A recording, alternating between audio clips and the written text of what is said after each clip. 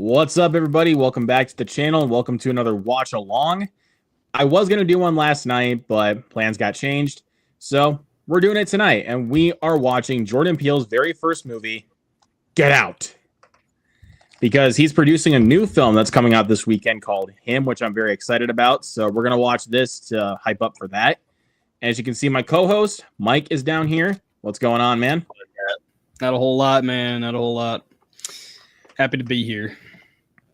And we also got a brand new face to the channel. I decided to go ahead and invite him on here for a watch along. It's Ledger, aka Ledger Forever, on YouTube. How's it going, man? I'm doing good. Thanks for the invitation. Happy to be here. Yeah, no problem, man. I'm happy to have you here. So, hold on one sec. Trying to get this fixed. And the remote, and the remote is being a pain in the ass again. One sec, hold on. Damn. It's got to be a pain in the ass sometimes. There we go. Fixed it. So, but yeah, it's been a few years since I've seen this movie, so it'll be a nice refresher. How long has it been since you guys have seen this one? I want to say it was at least like 4 years or so. Ledger? Confession time. I've never seen this.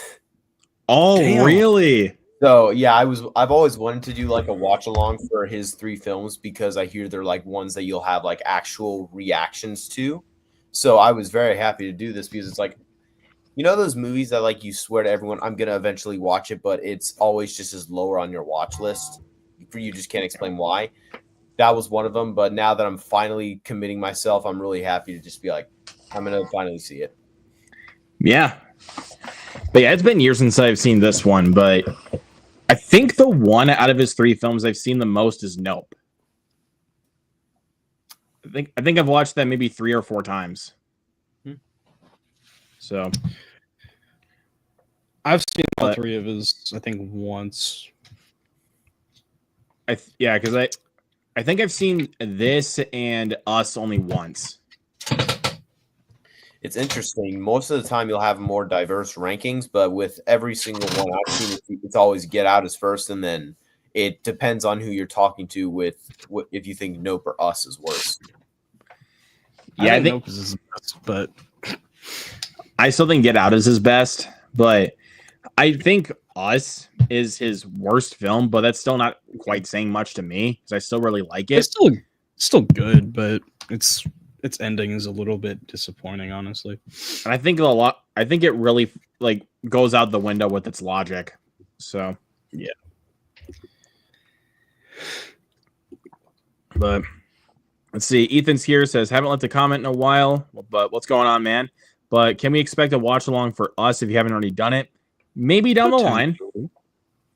Maybe sometime. I don't know when, but I mean, Bill's got that 4th movie coming out in the near future, apparently, so maybe. But who knows? But we're doing this one just to build up for his next producing credit, which is Him, a movie that I'm really excited for after seeing that trailer. Yeah. Ledger, have you seen the trailer for Him?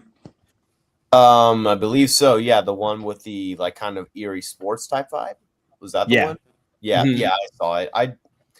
I had no idea what to think about the trailer. I was just like, it looks like it'll have some interesting ideas, but not my type of movie whatsoever. I get it, man. That's right. But I know Mike has not seen the trailer for it. He wants to go into this one as blind as possible. Yeah. I've seen like the teaser for it, and I was like, I'm good. I'm good. I've already seen too much. I'm gonna back out. Yeah. I was trying to avoid the trailers for that. Yeah. I was trying to avoid it at all costs, but when I went and saw Nobody 2, the trailer for that one came on, and I was like, damn it. Yeah, but I've been doing it a lot recently though, where I've just like come across a trailer online and only watch like 30 seconds of it. Yeah, I sometimes will do that too. I'll like get it. I'll watch a little bit of it just to get a small glimmer onto it, just so I know a little bit. But I try to go in blind. especially with horror, and it's benefited me several times. Oh yeah. Sometimes it's kind of hard for me to go in blind with horror films. Yeah, Terrifier was one that was awful to go in because you couldn't go in blind. Everyone was just like, "This is the most," and then they were dropping spoilers all the time. There were a couple sequences I did not know about. My favorite kill in the movie, they did not market at all, but they marketed it so well that people just started spoiling it everywhere. So Yeah, but I think I'm trying to remember like the last horror film I went into blind. Honestly, it's kind of hard. Like the last horror film I went to see in theaters that I went into blind. Weapons probably was mine. I actually did watch the trailer for that. I watched a little bit of the trailer, but pretty much all I knew was the setup and that Josh Brolin was in it. Yeah. Yeah. That's kind of what I did. I saw the initial teaser because it played in front of Sinners for me, like all 3 times I saw that movie. And then I ended up doing like 30 seconds of the first trailer, and I was just like, yep, I'm sold. Well, wait, yeah. I have a couple I can say. I mean, wasn't Long Legs one that you went into blind? Oh yeah, I did go into Long Legs blind. I did not watch one trailer. Like all I knew was that it was a serial killer movie with Nicolas Cage. Mm. That's all I knew. Blink Twice. I walked into blind. Did not know the plot. Trying to think of another one. I did walk into Companion blind. Oh, that would the amount of times that trailer played in front of movies in my theater was. I never got that trailer once. Oh, lucky you. You also didn't get the 28 Years Later trailer, which is a fucking shame because the trailer is better than the movie. But well, I never even got the trailer for Mickey 17, not once at my theater either. You didn't? Yeah. No, never did. Oh, that one was always playing in mine. Like the only time I got that trailer was when I went to a Cinemark chain, which was when I saw Saturday Night. That was the only time I had seen that trailer in theaters. It was funny. It's harder for me to walk in blind to movies because I work at a movie theater and I have to run concessions and everything into the theater. So I end up listening or hearing to a lot of it. So it's funny for me because as soon as a trailer comes on, I'm always just something I'm trying to go in blind. I'm just like, okay, no, I'm out. Yeah. But sometimes honestly for me, like unless it's a film I'm like really anticipating, I try to go in blind. Yeah, I pretty much just break those rules for Marvel. Like I'll watch. It's not like when Spider-Man comes out, I'm just gonna be like, no, I'm gonna go into this blind. Like I have to watch that. But yeah, more low key. I was actually gonna. At this point, too, though, Marvel has fucked up their marketing. Like, they're dropping, like, full clips of, like, the end of their movies, like, a week before the movie actually comes out. They're, like, changing the title to spoil the ending for Thunderbolts, like, a week later. Like, what the fuck are we doing? Was the asterisk a week before the movie came out? The asterisk was always the thing. Time.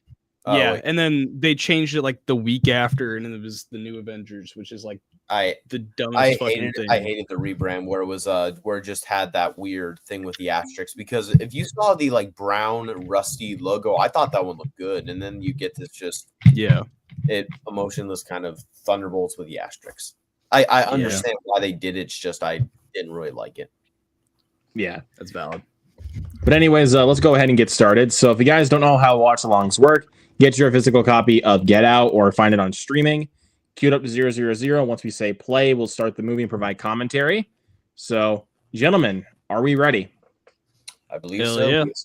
All right, let's do it. 3, 2, 1, play. All right.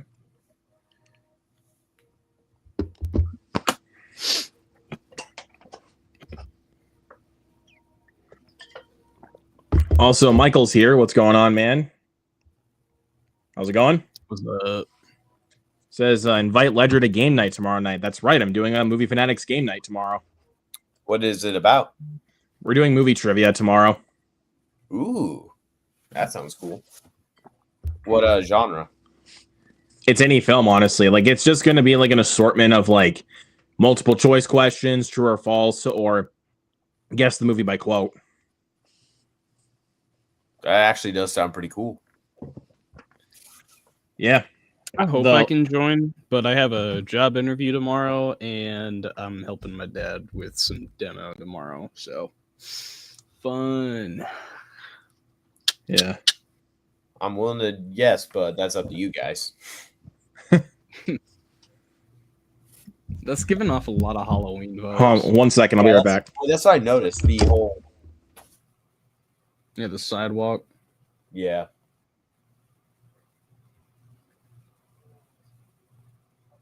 Straight out of Haddonfield, man.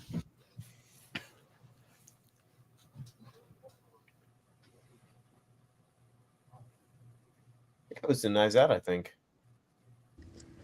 Okay, sorry about that. I thought I heard someone knocking at my door, but apparently it's just stomping upstairs. Yeah, Lakeith Stanfield.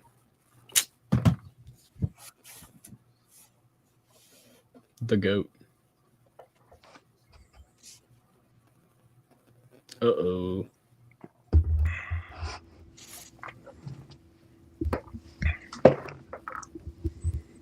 I don't know if I should be alarmed, but the amount of times I've seen people do that on my street is actually kind of unnerving. Like they do that and then just like drive past super slow. Like I don't know what the hell they're doing. I just feel weird. People that don't know where the fuck they're going, but I don't know. The amount of times too that I've like been driving home from school and I turn onto my road and I'm right behind some old fart who pulls out in front of me and then goes like 2 miles an hour down the fucking road. Dude, I've had that has happened quite a bit. Like whenever my mom comes to pick me up from work, like there's like some dude that's like driving right in front of us that's going like 15 or 20 miles an hour. Jeez. And it's like Aggravating. It's like pick up the speed, dude. Yeah. There was one time I had left my house and I had like taken out the garbage and saw some car drive by going like super slow. Just I don't know what the hell they were doing, but it was a convertible. You could see like who was in there, and it was like a young couple, and they're just driving down the road going like 20 miles an hour. Oh my fucking god. We're in no hurry. You shouldn't be. Yeah. So, what was I saying? So yeah, they're going like super slow down the road. And then like 5 minutes later, I get in the car and just start driving down the road. And they're still going down the road. Like there's like a 4-way intersection that's like not even a mile down that way. And they're still on the fucking road. Not even at the stop sign over there. What? That's kind of funny. I'm not gonna lie, that's kind of funny. Yeah. Learn how to drive, dumbass. Dumbass.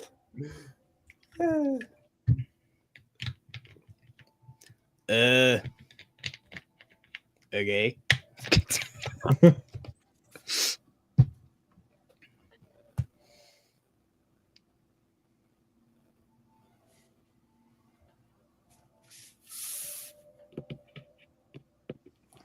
When is his new film supposed to come out? It's not got a release date yet, but it's in production. There was a poster for it, but that's it. I think Jordan Peele's like really trying to keep his next film like a secret or something to kind of keep it like so people can actually really go into it blind. I respect that. I mean, if that's the case, then hell yeah. Oh yeah.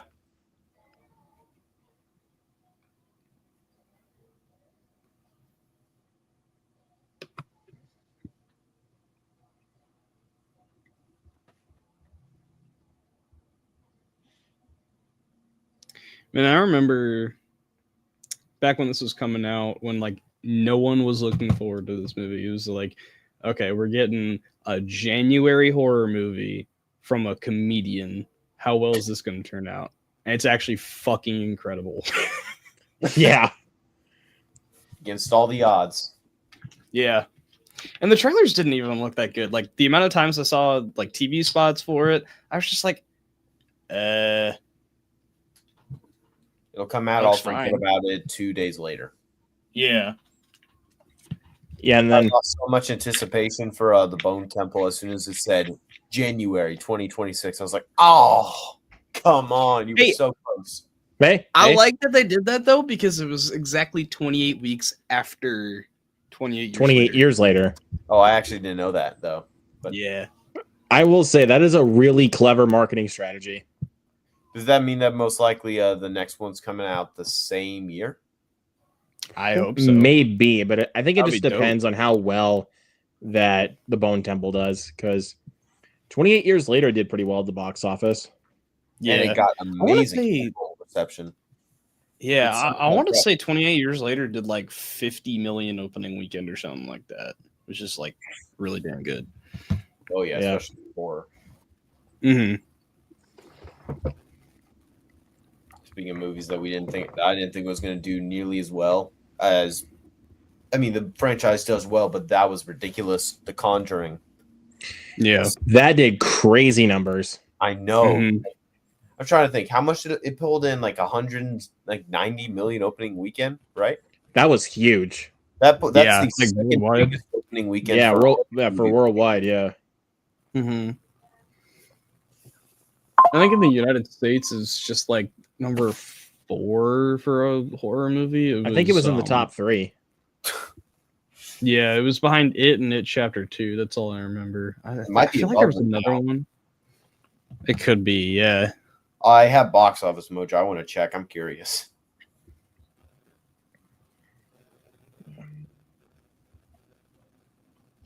Oh my fucking god. So far, it says it's made 332 million. Wow. Nice.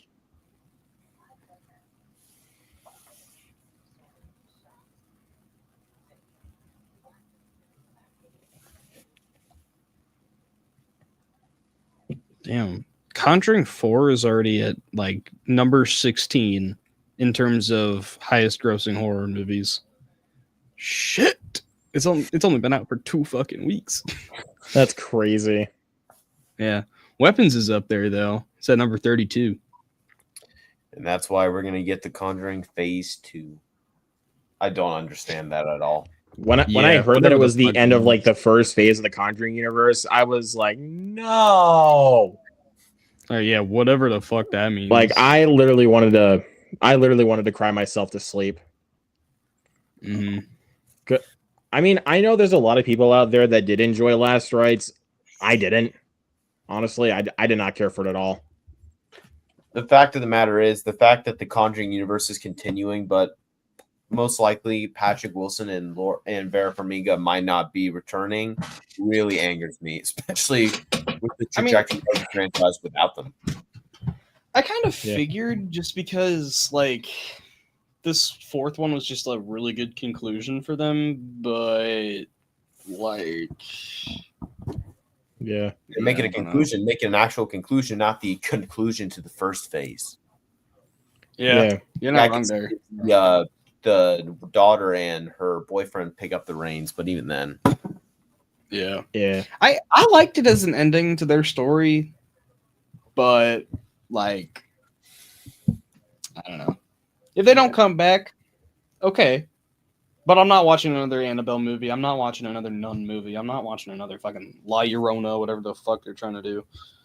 Yeah. Okay, yeah, Conjuring in terms of domestically sits at number 3 in terms of highest opening weekends. insane. It's like, hey, look, you picked the wrong guy, right?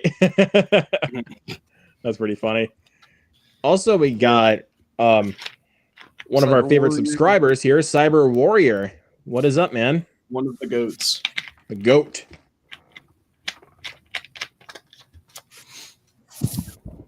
This motherfucker hung up on me.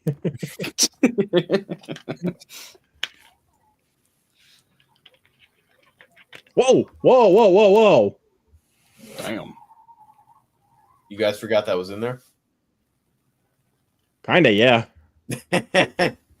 Shit, I mean, I ain't seen this in 4 years, so I don't remember a whole lot.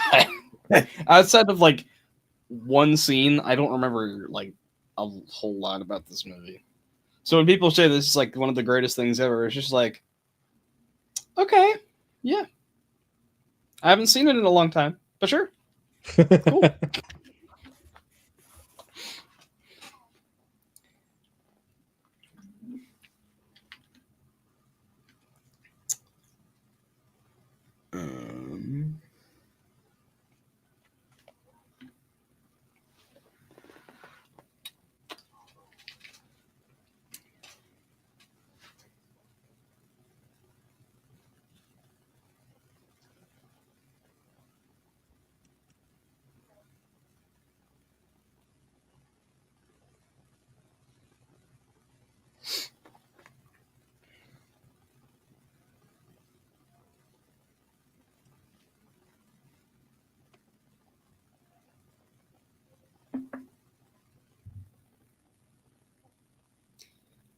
No, I was just thinking because this movie's actually kind of funny in bits, like Key and Peele sketches and shit. I want to watch a lot more of their sketches, and it's just crazy to me too, though, that they were the best part of Toy Story 4. They were awesome in that. I Yeah. loved them. Yeah, I'm not a fan of the movie, but they're awesome in that movie. They And might Keanu be the Reeves. funniest group of side characters in the entire franchise. Honestly, yeah. I do love Ken and Barbie in 3, but Oh yeah, they're also hilarious. I mean, Michael Keaton is Ken. Come on, man. That's Come on awesome. now, man. Michael That's Keaton awesome. himself has got some good comedic talent on his own. Oh yeah, for sure.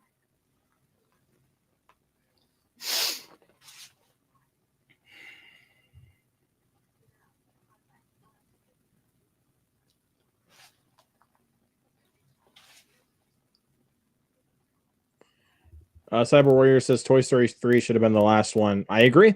Yeah. Even Yeah, though I really like I Toy agree. Story 4, but I do agree that 3 should have been the last one.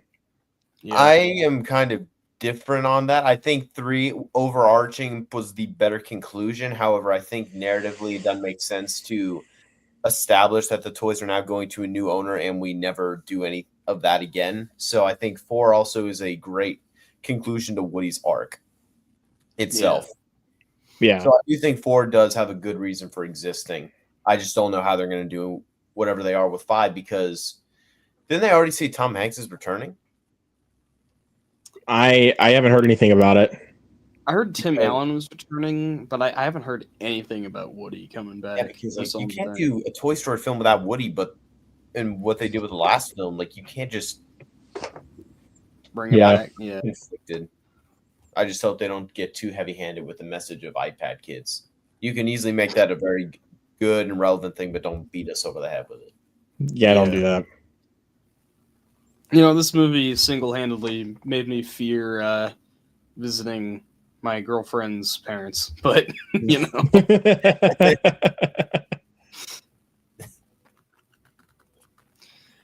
Cyber Warrior says my favorite is Toy Story 2. this is a banger. It's a banger. I rewatched Toy Story 2 last night. I agree. I used to be a fan of the first, then the second. When I was little, they were my 2 favorite movies growing up, but now I do think I prefer the second by a little bit. Man, all three of those first 3 are just like The I first don't know two are which incredible. one's my favorite, honestly. Yeah, all three are one of the best trilogies ever. I do think 4 is the weakling, but I do still think 4 is really good. I haven't seen it in a number of years, but I remember I liked it the first time I saw it, and then didn't really care for it the second time I watched it. But I also have kind of warmed up to it even more after seeing how bad Lightyear was. yeah, Yeah.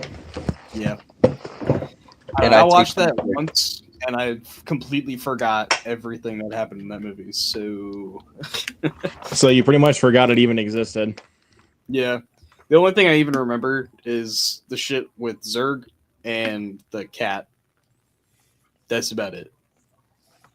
I mean, But the only thing I even remember about Zurg though is because I watch this guy's videos where he's like talking about Pixar all the time, and every single video of Pixar, he always talks about how shitty Lightyear was with the twist. It's just like, okay, yeah, I can't escape. I can't fucking escape.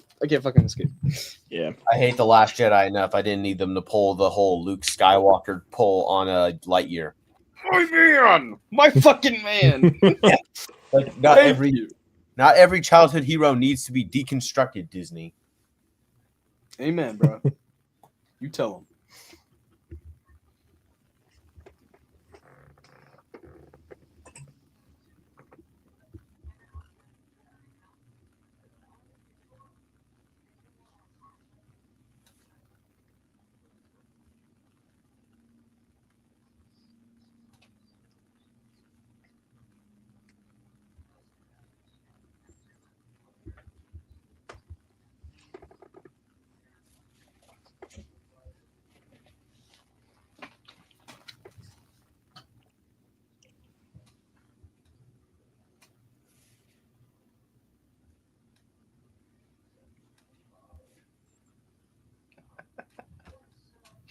Oh my god.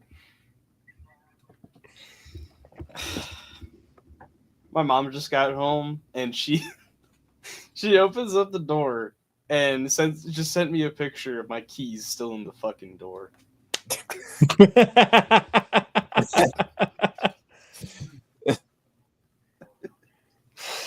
Oh my god. What can I say? I was in a rush. You're just like, I gotta be on this watch along. Yeah. Oh man. Hey, I'm fueled up. I got some Subway before this.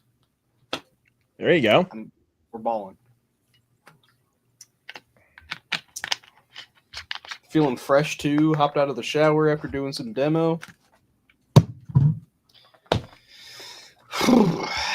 How's the demo going? Shit, but we're trekking along. We're trekking along. You're getting there. Yeah, we have to.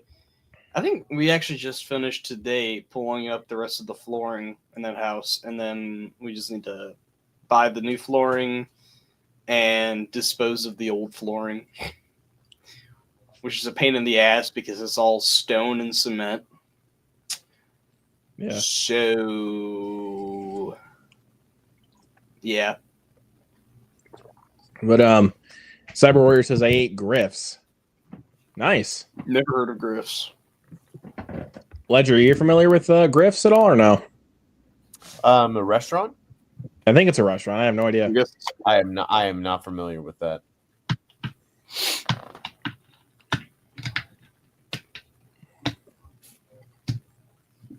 Oh, it's a burger joint. Okay. it's a burger joint. I was so It's confused. a burger joint in New York. But then with 4 words you initially gave, I was I'm joking. I mean, shit, it might be in New York. I don't know where Cyber Warrior I have no is idea. from. take a guess. I'm Well, sure it's well, somewhere. What? Yeah. No, I think the reason why I because Mike, you were just talking about it like a New York accent, so I was like, "Fuck it." It's a burger joint. It's a burger joint. In What the New fuck is York. this? What the fuck is this? What the fuck is this? Griffs. Oh, Texas. Okay, nice. Texas and Nice. y'all's fucking burger joints, man. I want to go to Whataburger so bad because those burgers are huge. Have you seen those suckers? I've seen some. Oh, there you go. There you go. Oh, hell yeah. What a burger cup right there. I grew up Yeah. loving Whataburger. Well, actually, speaking Dude, of I was- burgers, oh, go ahead. I was when I was in Arizona over Christmas break, they had a couple Whataburgers out where I was. We just didn't have time to go, man. I was just like, fuck. It was so good though too. I was watching a video just earlier today, and this guy was getting like secret menu items from restaurants, and he lives in Texas and got Whataburger. And the patty is like bigger than my fucking face. I want that shit. I'll be right back. I'm still watching. I'm just gonna turn my camera off for a sec. I I was gonna say, speaking of burgers, I literally had burgers today at work. nice. and they also cooked some potato wedges, and those were gold. Oh hell yeah, dude! I love wedges if they're cooked right. If they're like my school and just soggy, fuck that. Dude, whenever I go to Pizza Ranch, like, and I always go to the buffet, I gotta get some potato wedges. Oh yeah. Dude, their potato wedges are the best. There used to be a fried chicken joint that was like just around the block from me, and they closed down since then. But they had the best wedges ever, and they had the best biscuits ever. It sucked though that their chicken was mid as fuck, but their wedges and their biscuits made up for it. They always had blueberry biscuits. Holy shit! Like honey butter on a blueberry biscuit, gold. Nice. Cyber Warrior says, I like potato wedges better than fries. Okay. That's valid. That's valid. totally valid, man. I mean, I love fries. I mean, but potato wedges, though, if they're like if Mike said, if they're cooked right, they're the best. Yeah. Now, if we're talking sweet potato fries, fuck that shit. No. Disgusting. But okay, actually, here's a good question. What is your favorite fast food fries? Fast food. Ooh. I know it's a good question. That's why I'm asking it. That's a really fucking good question. I love Five Guys fries. I love the In-N-Out fries. McDonald's fries, if you get them while they're hot and they're well seasoned, then they're great. Wendy's fries are always really good too. That's a good one. I mean, shit. Cyber Warrior says, I dip wedges in ranch dressing. Nice. Oh, yeah. And my favorite is McDonald's fries. I was actually going to go with McDonald's fries. I love McDonald's fries. The only thing that sucks about McDonald's fries is that as soon as they get cold, they're not good anymore. But when they are hot, they're good. They're good as fuck. I'm chow down on those fuckers. Yeah, that's why I think that inherent value is what puts them below something. I think Whataburger has the exact taste of the McDonald's fries. The difference is they still have that taste even when they are colder. Yeah, that's good. But I was trying to think of another good one. I love KFC fries. I love their fries. Shit. What was I thinking of? Oh, I don't know if you would consider it fast food, but B-Dubs fries, those are great. Love that shit. Also, In-N-Out, animal fries. Dude, In-N-Out fries? The animal fries there, dude. You put the animal sauce that they put on the burgers and then put like burger meat in there. Oh, that shit is so good. But now let's go the opposite side. Just restaurant fries. Just restaurant fries? Yeah, just restaurant fries. Like you said, something like B-Dubs. Probably B-Dubs, actually, yeah. I think I'm actually kind of split with either B-Dubs or Applebee's. Applebee's has good shit too. Dude, there was one. Dude, the fries and the burgers at Applebee's are gold. Yeah, the there was an old little like diner that used to be just around the corner from me, and they had the best steak fries ever, and I love me some steak fries. But it's kind of like wedges where you have to cook them right to be good. So, yeah. But when they hit, they hit. I fucking love steak fries. What about you, Ledger? I got to think about that for a sec. Restaurant fries. It's an interesting one. I usually, if I'm going for burger and fries, I usually just try and do fast food because I don't know. Actually, no. Burgers, I can do restaurant things, but fries, usually from restaurants, they're more, I don't know how to say it. They're more hardened and they're usually a lot more crispy, so I'm not usually as fond of them, but I think there are some good ones.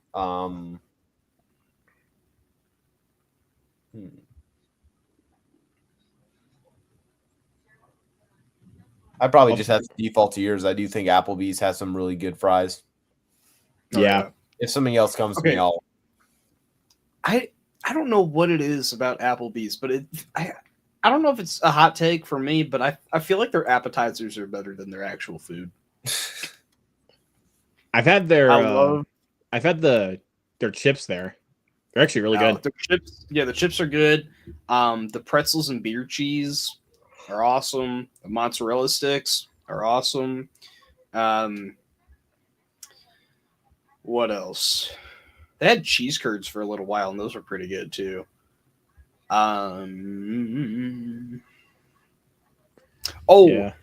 had waffle fries. They were like loaded waffle fries. They had like onion, cheese, and bacon on them. Oh my god, those are so good. Nice. Oh yeah, we do that at our theater. They're called loaded fries. Yeah, we put cheese and bacon on them. They're one of the most popular things that are ordered that I end up taking out. Yeah, that's dope. In my county fair, they have one stand there that does loaded fries, and they're like curly fries, but they're not like the traditional curly fries. They're just like rings of like normal French fries, just like shaped like a ring. They would do those and then put cheese, bacon, and ranch on them. Oh my god. Like that might be like my favorite food ever is that shit. Yeah. But there's one restaurant roll too. You get like the whole curl too, and it gets all of the cheese and bacon stuck in it. Oh, I'm a fiend for that shit. Sully Streams is here. It says fries are the best thing ever created by humans. Yes, sir. Speaking facts. Hot take. I would probably take good onion rings more than I would good fries. I don't know. I just like onion rings more. Onion rings are good. Onion rings are really good. You gotta cook them right. That's the same thing. Like you gotta fry them right. You gotta cook them right. I don't want them too dry, but I also don't want it to where like when I'm biting down, like a lot of juice comes out of it. So like if you get that perfect amount, it's amazing. There was actually one restaurant that I went to when I was in New York. They had some damn good onion rings. I bet, yeah. What was it? I forgot what it's called, but it was somewhere by the Broadway Theater. Nice. So, like, I remember that distinctly, but like, yeah, they had some really good onion rings. Like, I ordered a bacon cheeseburger with fries and also some onion rings. Dude, their fries and onion rings, gold. Yeah. Man, the thing with onion rings for me that makes it or breaks it is if you end up pulling out the entire onion when you take a bite. Like you get like a good corner of it and it just like rips out the entire onion. It's like, okay, that's not a good onion ring. No. But if you can actually like chew through the onion, that's good. I usually have to overcompensate. I'll just eat and then I'll like have to like really bite down and like do a couple more bites. That it may look weird, but it's like, no, I cannot. I'm not eating the entire onion in one thing. Yeah. Because like you can't have one without the other. You can't have the onion without the batter. You can't like Yeah. But Cyber Warrior said, as a kid, I often had onion rings for lunch. Nice, dude. Nice. But I was gonna say, there's one restaurant that I would go to from time to time. It's in Sibley, Iowa. It's called 1015 Steak Company. Mm-hmm. Their fries and their bacon cheeseburgers and also their cheese curds, delicious. You said cheese curds and I'm already sold. Dude, I love cheese curds. Dude, even sometimes like when I go to Culver's to get food, like they have amazing cheese curds. Oh yeah, I mean it's Wisconsin cheese, so like right there you have like some of the best. B-Dubs cheese curds though. Dude, those cheese curds are great too. But Mhm. you want to know another thing I love so much from Culver's? What's that? They're crinkle cut fries. Oh yeah, those are good. I'm more of a shoestring fry guy, but crinkle cut fries are good too. It's another one of those things where you gotta cook them right. Exactly. I feel like that argument can be made for most of those types of foods. If you get them just right, they're good. If you undercook them or overcook them, then there's no point in it. Yeah, exactly.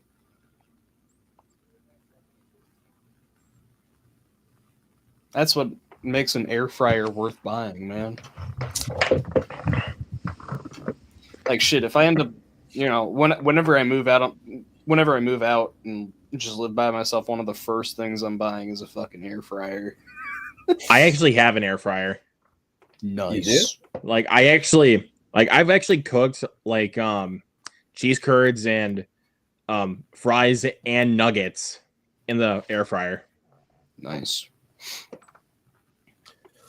We had an air fryer back where I used to live, and it was awesome. But then it broke, and that's how we would cook chicken using the air fryer, and it was great. And then we started cooking the chicken that was mainly used for an air fryer in an oven. Oh, Does not taste the same. No, not at all. I do Not not. at all. I vow never to eat chicken from an oven. No, I won't do it. Well, and also- corn dogs are the same way. If you cook them in an oven, they taste like shit. If you cook them in a microwave, they taste like shit. But if you put them in an air fryer, you got a damn good corn dog. Like mini corn dogs, fuck. Peak.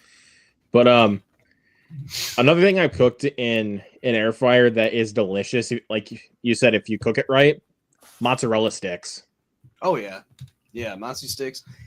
Like if you overcook them, then like it just explodes in the fucking air fryer. That's happened to me so many times. That's happened before to me too.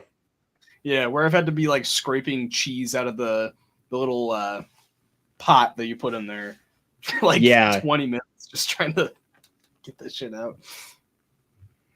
Yeah, every once in a while when I do put something in, when we used to, when it was put in the air fryer, it would like pop out and like stuff would go all over me, and like it's from an air fryer. It's extremely hot, so it's really painful. Yeah. Mm-hmm. Yeah. I burned myself on my air fryer a couple times, but no scars, so I can't like brag or anything. I don't have any battle scars to show it. Keep it up. I'm sure you will. I have one on my finger somewhere. It might have like gone away at some point, but I had at one point I was trying to change a light bulb out of a lamp that had burned out, and it had like just burned out. So I was being a freaking idiot trying to pull out the light bulb as soon as it burnt out, and I got shocked. And I swear to God, for like a month, I had this huge blister that like anytime you'd put like medicine on it, it would just like build up pus and just like pop, and it hurt so fucking bad. Dude, I bet that hurt. It was gross. It was fucking disgusting. Well, actually, one time when I was cooking pizza at work, like I still had it like on top of the box so that way the crust could cook better. When I was taking it out of the microwave, the pizza literally slid off and landed right here on the back of my hand. Ooh. And that like, ugh. So I have like a little bit of a scar like right about here. You can't really see it, but yeah, that's what happened. Like it literally landed right on the back of my hand. So yeah, I had a couple of blister burns on my hand for a few days. Trust me, dude, like getting like your hand burned is not fun. Oh no, it isn't. I've burned myself on more than one occasion. There's times where I've actually also burnt my hand at work. Because I work in a nursing home kitchen. Like, I'm not a cook or anything. I work as a dietary aide. But there are times like where I've accidentally grabbed crock pots while they were still warm and they burned my hand.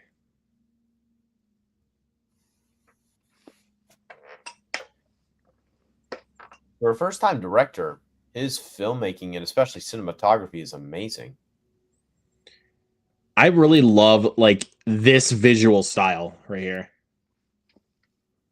This is why when I think with him, like I tend to think that it looks like a Jordan Peele movie just by the look of its style and the visuals. He has a unique aesthetic that a lot of that a lot of the best horror directors have. Yeah. Cyber Warrior said one time I spilled hot coffee on my hand. Oh, that actually hurts. And especially if you get it on like your whole hand, then like if it's one thing if it's just a spot on your hand like you got, if it's like if it's coffee and it spills on your entire hand, it's like, oh wow.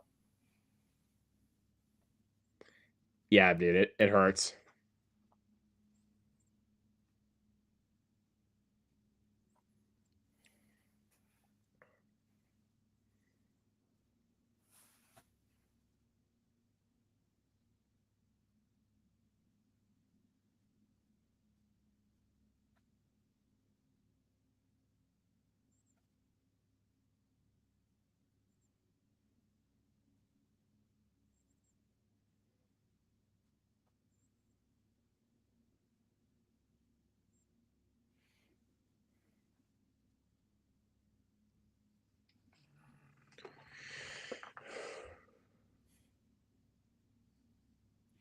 With my sense of humor, as soon as I get a girlfriend, I really would have showed this to her. Or maybe That'd be even fun. to her parents. That would just be awesome. Yeah.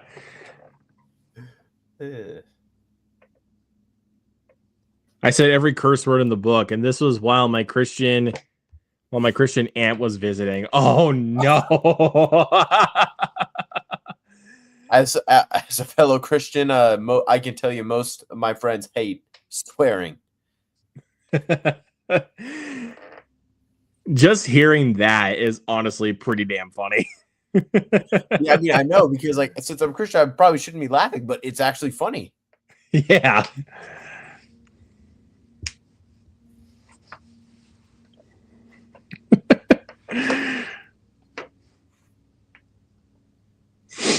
Will he be making more movies after his fourth film, or is he just or is that like his ending point? I think he might make more movies. He's 100% making more. I'm sure. I know he'll be producing a lot of movies. That's for sure. Yeah, I mean, he has his own fucking company, so yeah. I mean, because I'm trying to remember, he produced Candyman, the newest one. He also produced Monkey Man. Mm-hmm. Well, technically, he bought the rights to Monkey Man from Netflix, so.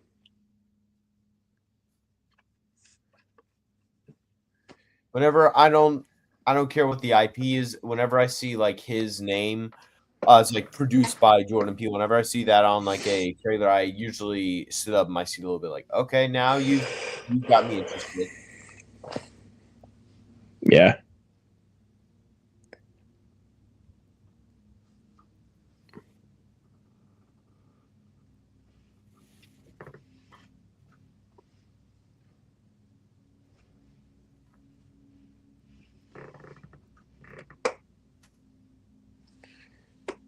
Yo, Ledger, do you remember what movie Jordan Peele's company actually lost the rights to? I do not. What? It was Weapons. They lost the rights to Weapons? Yeah, and he actually fired his whole crew just because of that. What did they do to lose it? I don't know exactly what happened, but I do know that they did lose the rights at one point. But New Line Cinema, which is under Warner Brothers belt, did get the rights to it. Weapons. But I'm still glad it was still released into theaters. Oh yeah, that's a prime theater experience. I mean, kind of the same with Monkey Man. Like, Jordan Peele brought the rights to it when he saw the movie and was like, yeah, this deserves to be seen in theaters. And it was great. It was great seeing it in theaters. I need to check out Monkey Man. I never ended up seeing it. I will warn you on this. There is a lot of shaky cam. Oh.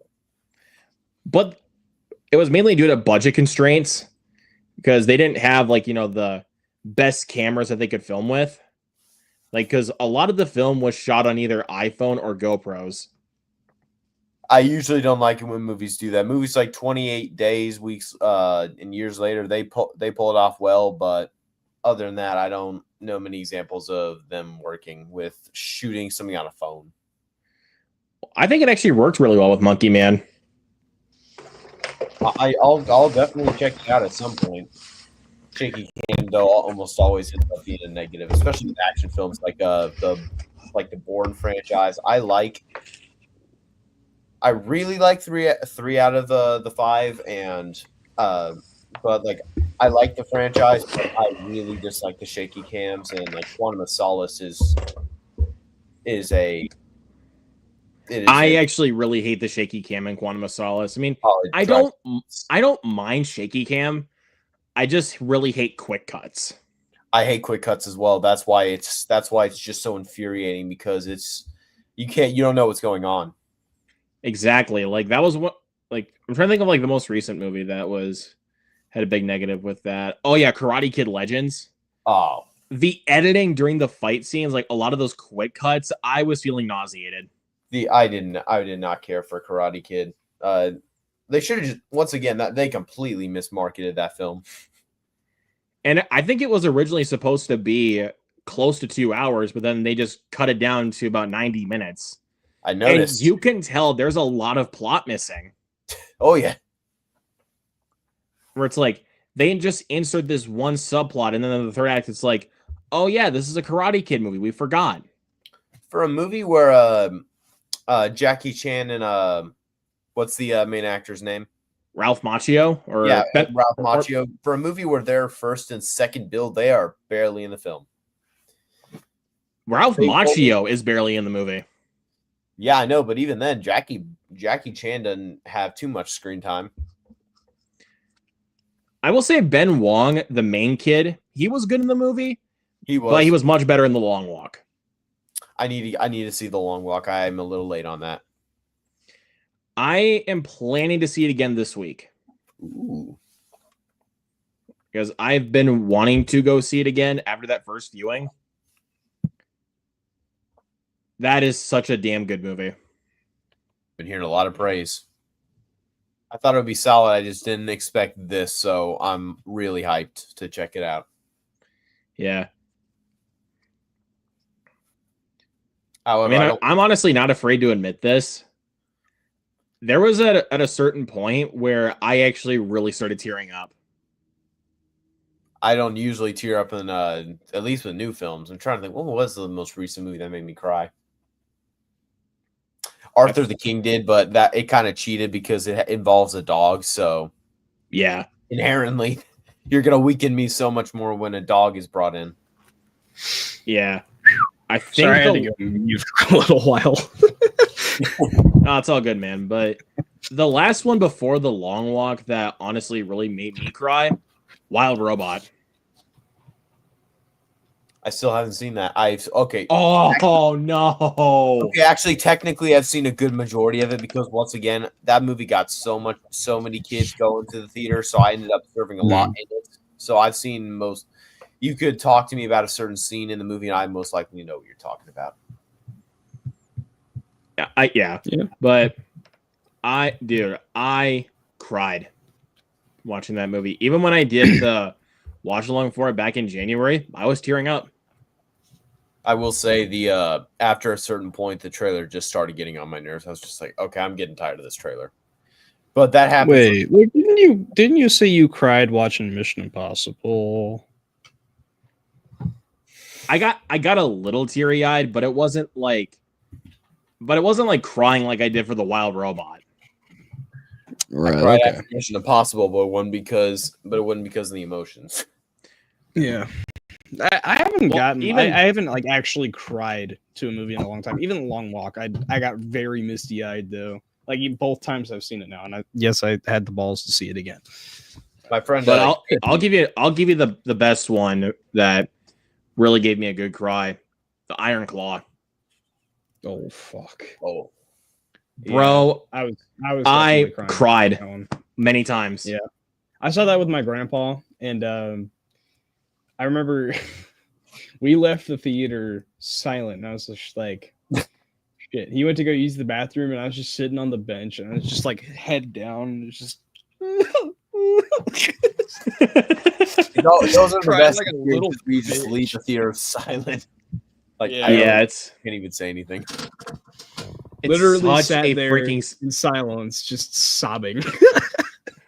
Fun fact: when Josh Brolin made No Country for Old Men, he showed it to his son, and after they watched the movie, they both went in their car and just were in silence as Josh Brolin was driving home. Then as soon as they got home, Josh was like, "So what'd you think of the movie?" And then his son was just like, "Fuck." Just that was all. That was literally me and my friend. It was like I looked at him like right as the movie ended when we first saw it, and was just like looked at him and he was just like looked back at the screen and was just like, well, yeah, I think it's time to go. And then finally I get back to his house with him and he's just like, well, what did you think of the movie? He's like, that was actually pretty damn good. Depending on the day, that's my favorite movie of all time. Nice. That's a great one. Weapons? It also has it has No Country for Old Men. Oh, No Country for Old Men. Okay. Yeah. The gas station scene is up there, and then an underrated one that I felt, the scene in which like Anton is like going through the motel. That one, like I was on the edge of my seat. Like I was just like, yeah, what is gonna happen? I don't know why I thought we were talking weapons. I was man, you're good. You're good. You're good. Hey, I thought Weapons was great. I'm not going that far though. Yeah. Weapons is your favorite movie ever? Not okay, but No Country is based as hell. I started watching it today, I want to say. Was that today? Yeah. Oh wait. Yeah. I actually just thought of another one that really got me to cry in the theater. Godzilla -1. Oh fuck. Ooh. That one got me misty. Both times. Like, dude, I cried even harder the second time. You know, Superman, I will say I saw that one 3 times, right? The third time was when I got super misty-eyed because like I had a pretty bad day, honestly. I saw Eddington, it was a piece of shit. And then Superman was just like, fuck. Do I go see it? Yeah, fuck it, I'll go see it again. Went to see it again. And I just got happy tears, man. Especially the scene where he's lifting up the huge block of road that was falling on someone. And he just like picks that up, and it's like all the dust, and he's in the sunshine. It's like, and the oh score my plays. God. Yeah. I remember that scene. That's in the top 3 scenes of the year for me, at least. Oh, 100%.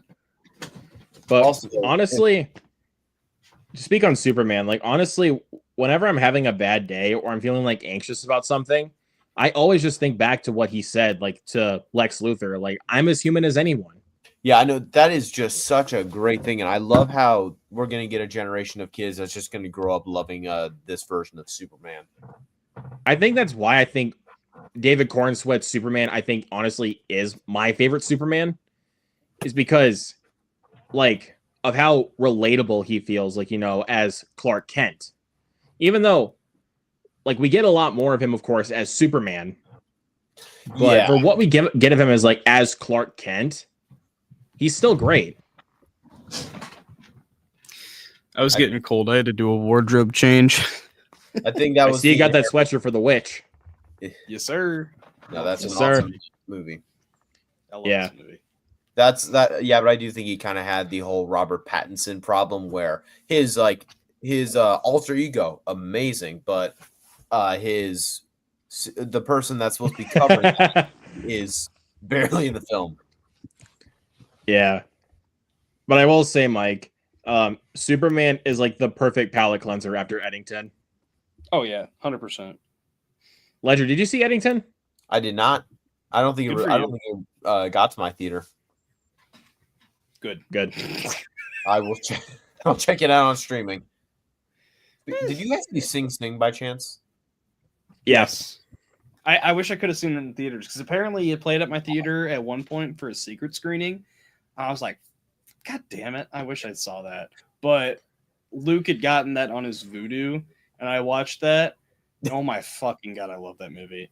I was sitting So there, good. I was watching the end scene at lunch at school because I was in the middle of class one day and just like started watching like the last half of it, and then the bell rang. I was like, "Shit, this is right at the end. I gotta watch the rest of this." So I plugged in my headphones, went went to lunch, and watched the rest of it on my phone. And I'm just sitting there in the corner of the lunch table, just like, "Fuck." Man, that ending got me. Oh I think Yeah, that it got me. That was a That is top one of the 5 best that year. performance scenes I think I've ever fucking seen. Like, Dude, if only I saw it if only I saw it last year, it would have ended up on my best of the year list. Mm-hmm. Speaking about No Country for Old Men, I actually pre-ordered this before it came out. Nice. Did either one of you? I want to get that at some point. I do want to get that. I think I'm just gonna wait until the sale. Oh, it's a great thing to add to your collection. I own 3 Criterion. That's one of them. And then I have Fantastic Mr. Fox and 12 Angry Men. Both peak. Both bangers. Oh, Yeah. so good. Actually, all 3 bangers. Fuck it. Yeah, all 3, but like All 3 are amazing. I mean, I'm doing a top 50 movies of all time for like a video. We watched all of them, and I'm pretty sure I've already rewatched Fantastic Mr. Fox, and I need to do No Country and 12 Angry Men at some point. yeah. Are you cussing with me? That was a great piece of writing, like replacing every single word that kids would not understand with cuss. Are you with that? the cuss You gotta you be cussing. are? The cuss am I? Are you cussing with me? You cussing with me? Don't cuss and point at me. Yeah. That is like peak writing from Wes Anderson. Have you read the book by chance? Nope. No. Fun fact. I do want to read it. Huh? I do want to read it at some point. Fun fact: a good third, maybe even third and a half, is not in the book because the book. For the movie? Huh? Like in Fantastic Mr. Fox? Yeah, a lot of the stuff in the movie is not in the book. Like Wow. Christopherson is not in the book at all. Ash isn't in the book. They mention that there's kids, but they never specify that stuff. Do you know the scene in which like they steal everything and like they're having the celebration? Mm-hmm. Yeah. And that's where the book ends. And it basically just vaguely cuts out and is like Bogus Bunsen Bean Bogus Bunsen Bean are still waiting to this day. Like they couldn't catch a break, but you look at the timer, it's like, oh wait, there's like 30 minutes left. So the entire third act of that film is just completely Wes Anderson. Damn. I mean, I knew Yeah. that book was short, but I didn't realize it was that fucking short. Jesus. I love all the but- like, The whole original Willy Wonka and the Chocolate Factory, or Charlie and the Chocolate Factory book. That book is great. Matilda. Yeah. That used to be one of my favorite childhood books. I love Matilda. The book is amazing, and I really enjoy the movie from the 2000s. Oh wait, no, 90s. The 90s. The 90s, yeah. I'm But, not a huge fan of the musical, but the movie is fun. I didn't even bother with a musical. I really like the Yeah, musical. It wasn't the girl who played Abigail Matilda in the musical. Yep. Abigail Yeah. the Vampire? Yeah. Yeah, Alicia Weir. Yeah, Wow. Alicia Weir. Yep. Yeah. I was gonna say, speaking of Wes Anderson, Ledger, did you see the Phoenician Scheme? I did not. I've only seen Fantastic Mr. Fox from his filmography. I want to continue though. I did see a lot of things because once again I had to run to it, so I did see some like scenes in and of themselves, but like not the whole thing.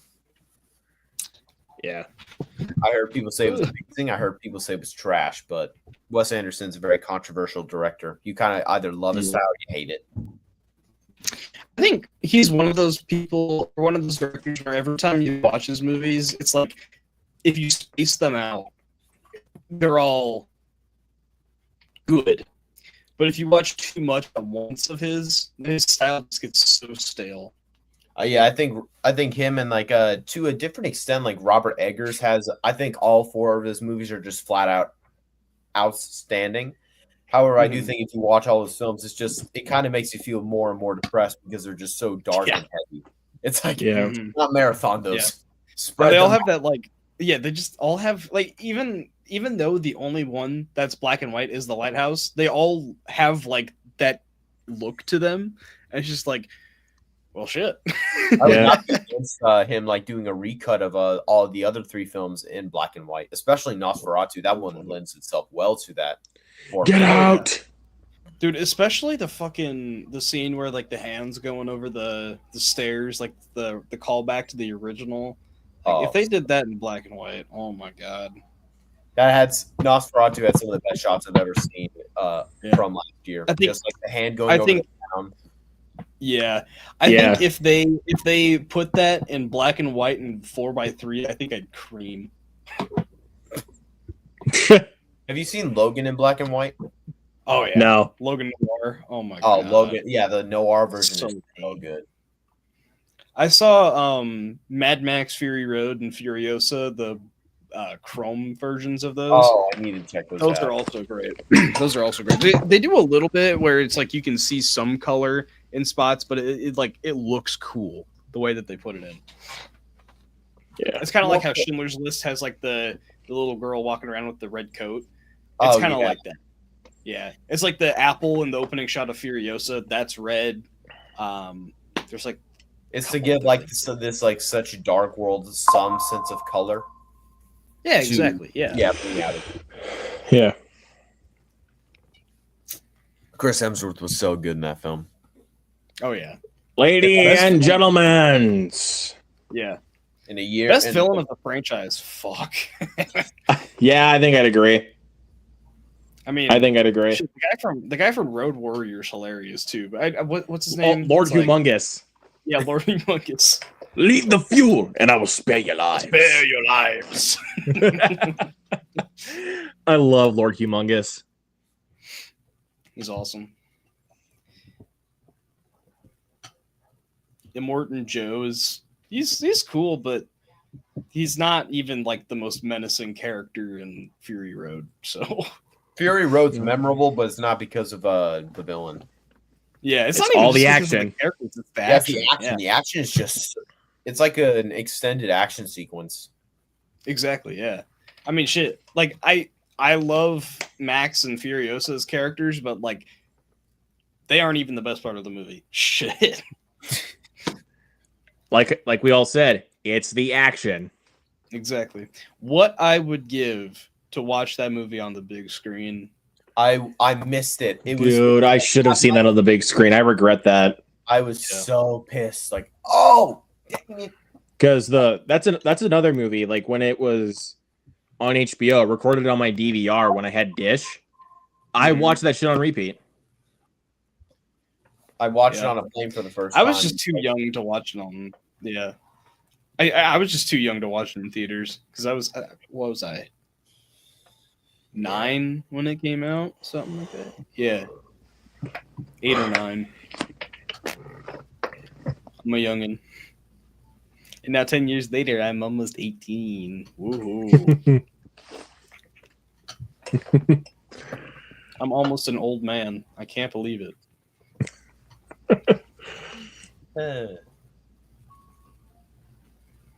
I mean, shit, I'd already be like halfway through my life expectancy according to Borat. His mom, the oldest chick in his town, and she's 43.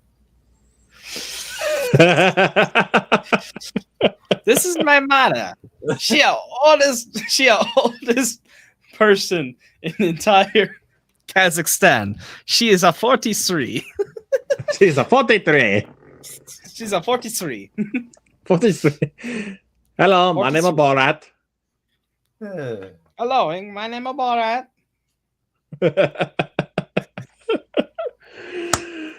Oh, Borat's a classic.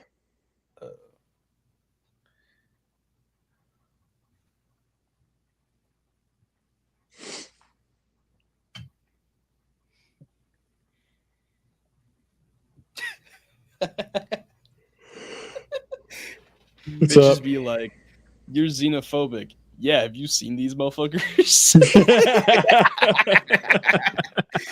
Yeah, I'm scared of those fuckers. What?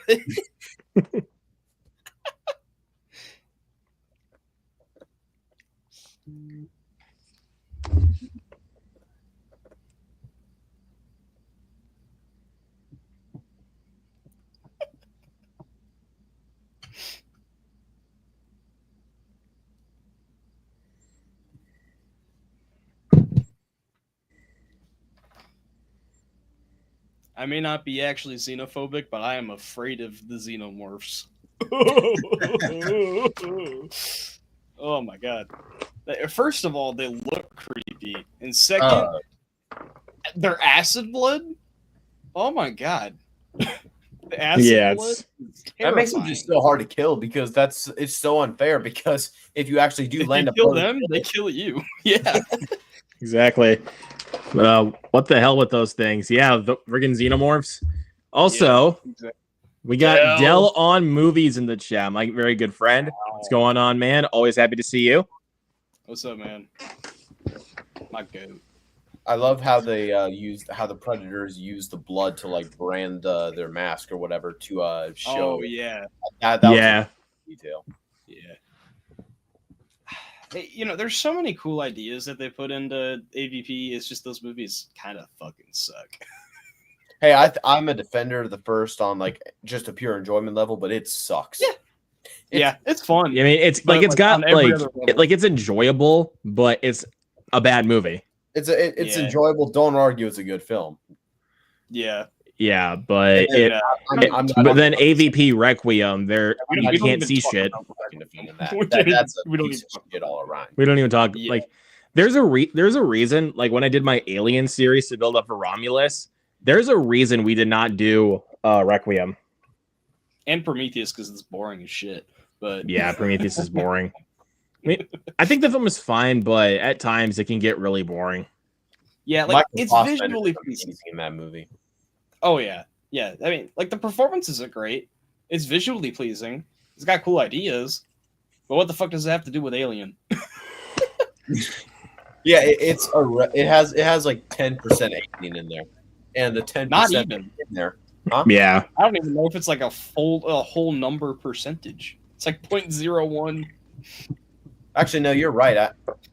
It's barely like Alien Covenant. Like it's amazing. Like when they have the alien stuff there, but whenever it's like the Prometheus stuff, it's like, oh my god, this is going downhill. Yeah. It's almost just like Prometheus rehash too. It's just like, okay, there's some things in there, like there's 2 Davids. That's cool. I don't even remember what the fuck else was in the Prometheus shit, but that the other stuff is dumb. But the alien stuff is good. Alien Covenant has 2 wildly different things with the Prometheus side of it, and then the alien side of it, and both feel equally shoehorned in because they're trying to do both. Yeah, it felt like a big studio compromise. Yeah, that's basically what it was. Wish that they had, I really wish though that they had stuck with doing a 3rd movie and finish off that trilogy because that actually would have been a really damn good movie. Oh, yeah. But it would have been like that would have been like the prequel trilogy of Star Wars, where you have like 2 mildly enjoyable movies and then an awesome 3rd movie. Yeah. Like, see, Del says the AV trudge through the shit to get to the good shit. Or you could just release another Alien trilogy years down the line that makes us re-look at the Alien Covenant trilogy and be like, that actually wasn't that bad. Just like the prequels and the sequels. Exactly. Yeah. But Del says the AVP movies are bad, but at least the first one is fun. I agree. I mean, it's enjoyable for the most part, but it's also like it takes forever. But it's really stupid. Yeah. Oh, it takes forever to get going.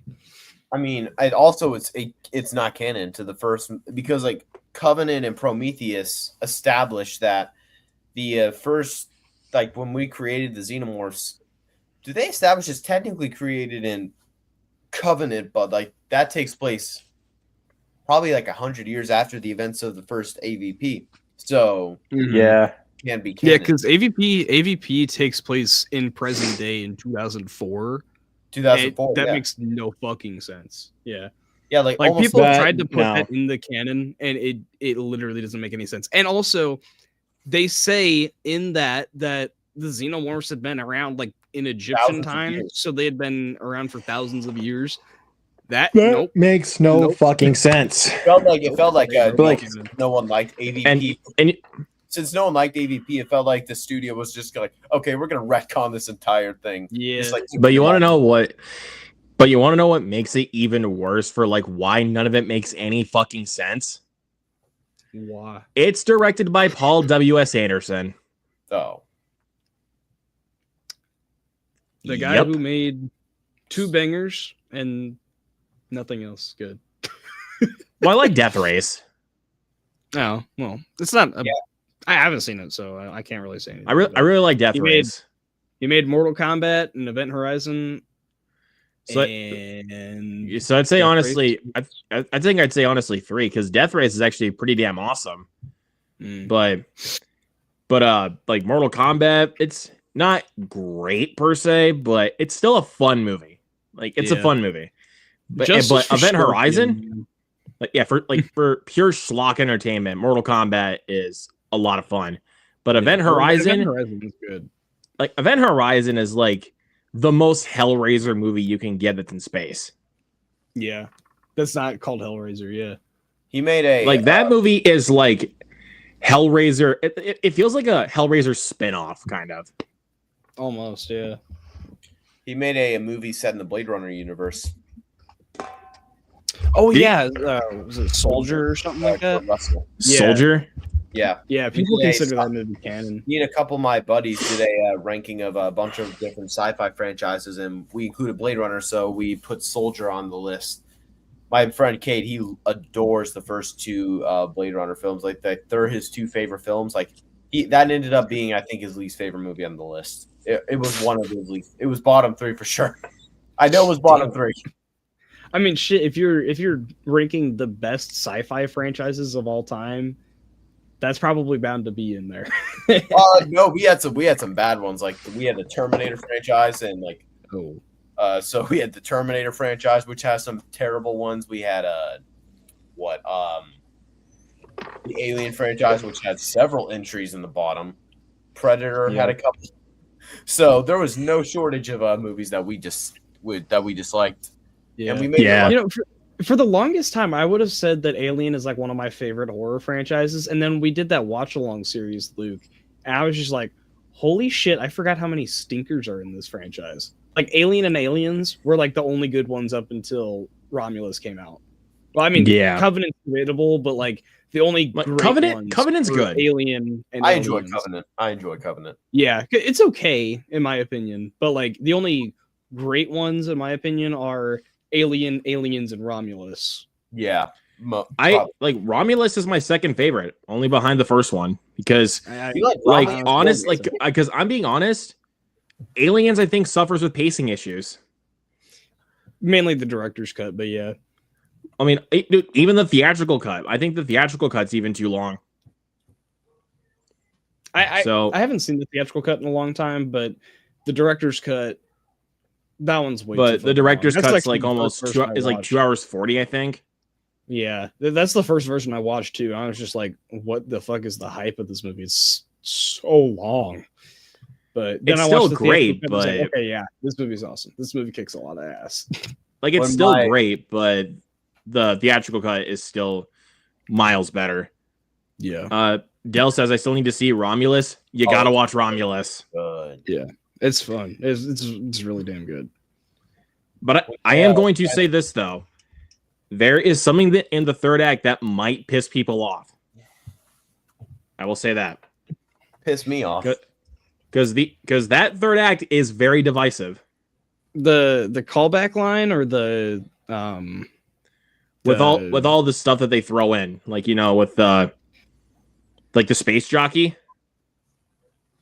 the space jockey is cool. I like the space jockey because at least it's better than what they fucking did with Resurrection. So there's that. But I will say I feel like the callback lines are just too shoehorned in. They're Yeah. so shoehorned in. I get The that, whole thing but away from her line I is honestly just- did not mind the callback lines, honestly. Yeah, they just felt forced. It wasn't like Yeah. it was coming off naturally. It was just like even like David Johnson, who's awesome in the movie. He's just like, feast on this. Or not feast on this. I was about to say feast on this motherfucker. You're thinking Evil Get Dead. away from her, you bitch. Yeah, it just like it wasn't even like that was like his worst bit of the movie was get away from her, you bitch. Oh man, that was completely shoehorned in. Yeah. But I don't know. I mean, I get people's complaints of the third act. Honestly, I didn't really have any issues with it. Yeah. I don't really have any issues because at least I when I first watched it, I was like, ooh, are we really going the space jockey route? Are we really going the human hybrid route? I don't know how to feel about that. And then it was just like, okay, that actually kicks some ass. Yeah. I still need to give it a rewatch. I haven't seen it since theaters. I've started watching it on 4K. as soon as Beautiful. Alien Earth concludes. Dude, the I'm gonna- 4K for that looks amazing. Yeah. I actually own I'm gonna rewatch. I actually own 2 versions of it on 4K. Yeah, you have the steelbook, right? Both the slip and the steelbook. Mm. I Ledger, you really can liked watch, both cover arts, so I bought both of them. Yeah. You've been watching the show, Ledger? Because I know Luke hasn't, but Only the first 2 episodes. I'm gonna binge the series. I'm gonna binge the rest of the episodes before the next one airs. I just keep Gotcha. getting busy, so just like I am gonna commit myself this time, and I'm not letting anything stop me. I will personally yeah. ignore every task that comes in this way. I've seen the first 2 episodes, same with you. I did the same thing with Peacemaker though. It's like I watched the first episode the first week it was coming out. It was like, I love that. Didn't pick it back up. Kind of the same thing with Alien Earth. It's like I really enjoyed that. Haven't picked it back up. And I've heard episode 5 is incredible. So I know, I heard that too. Although one thing I also heard that I also noticed based on the first 2 episodes that I hear they proved even more the xenomorph in that one is ferocious. oh yeah. Yeah. Like, it Might literally be the turns most into a impressive one I've ever xenomorph seen, slash. right? It was awesome. But Alien and Predator have been on an upward spiral, and I am here for it, man. Oh yeah. Yeah. I mean, we got Badlands coming up. Oh, I'm so excited. Oh, man. Predator Badlands. I mean, shit. After Hell that, yeah. they're probably gonna end up going with an AVP movie because they've been setting it up for a It's while. rumored. It's rumored Yeah. there's aliens in the trailer. Technically, they have the robot company in the trailer. They have the, they have the head of a Yeah. xenomorph in the trailer. Mm-hmm. They did touch on it a little bit in Killer of Killers, but I need them to do a full length samurai versus Predator. Yes. I need that. I also really want Pirates versus Predator. That's think what I that'd was be also fucking thinking. That'd be fucking Yeah. cool. Roman Gladiator versus the Predator. Give me Maybe that the too. only issue with the pirate one I think it would probably lend itself more to a short, because if you're going to do it on the sea, you can't exactly escape the sea, and I feel like the Predator would have the natural advantage on that one. Yeah. I mean, that's kind of. I was gonna compare that to Last Voyage of the Demeter, but that also kind of has the problem of it's a little bit too long for what it's trying to cover. It's only a And chapter. at times it is very repetitive. Yeah. It's a good But- movie though. Don't get me wrong. I like that Underrated, movie. honestly. Underrated. Yeah. But yeah, dude. Like, give me Predator Badlands. I need it now. I need it yesterday. Yeah. Dude, November? Like the first 2 weeks of November are fucking stacked. I Yeah. am so pumped. I mean, shit. Actually, yeah. Starting this week, we're on like an upward spiral of just like a great movie every fucking week. We The got only- Hopefully. Like Yeah. the only movie I'm really like I need to see now is The Black Phone. yes. That's my most anticipated My for the rest dude. of the year. my dude. Oh my god, I can't fucking wait for. I Black love Phone that 2. first movie so much. I think the first one is good, but this one looks even better. I think the setting itself. I need more movies to be set in the winter. I need Yeah. more horror films to be set in the winter, or just horror films. to be I'll set tell in you the another one that I need to see now. The Running Man. Yeah. Oh, I need that now. I need it. Yeah. oh, I mean, I mean, when you got here's the perfect combination here. You got Edgar Wright, based on a Stephen King novel, in a loaded cast with Glenn with Powell. Glenn Powell, Josh Brolin, Michael Cera, and Coleman Domingo. This is an insane cast for especially even Edgar Wright.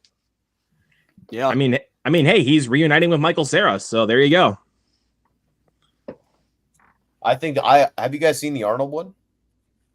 I have, but it's been years. All the time. I used to watch that all the time when I was younger. I will say at times that one gets a little bit too corny for its own good. It's a lot of. I mean, I know it's the '80s, I know, but yeah. that one at times is a bit too cheesy. Yeah, I do think this has every reason to be an improvement, just if it takes itself more seriously. I think from what I've heard, like from what people have said about the trailer, it seems to be a more accurate adaptation of Stephen King's book. Yeah, I heard. That's so. Yeah. One that I have a hot take on. I don't really care about coming out at all. I'll see it in theaters because I kind of have to, but like I'm not like I need this now. Wicked and Avatar, I do not care about. Wicked, Amen, Avatar. I'm looking forward to only because it's James Cameron, and I like the other two Avatar movies quite a bit. But I'm just really looking forward to it. It's the same way with Tron. I'm really just looking forward to it for the theatrical experience. I think Tron I think Legacy is just so good that I think Tron I'm just pumped for just for. I don't know. I mean, Dude, Tron, Legacy, like the trailer. The trailer is cool. I'll say that the trailer is really good. Like the movie itself, I'm like, looks cool. It could be good, but I'm not like dying to see it. Yeah, I remember Legacy is fantastic. The first one is awful. The first one, it was so hard to get through. I actually really enjoyed the first one, but the second one has some really bad CGI.